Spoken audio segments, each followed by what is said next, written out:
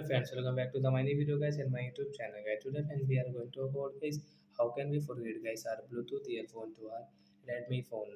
Friends, you want to forget guys your Bluetooth earphones. Guys, you don't want to use your Bluetooth earphone with your Redmi phone. So how can you forget? Today I will show you in this video guys. So before starting video friends, first of all go and subscribe the channel guys. Click the bell icon and like the video. So let's see guys how can we forget guys our Bluetooth earphones. Open your phone setting guys. After on phone setting guys, scroll it. Friends, you can see your phone Bluetooth setting guys. Tap here.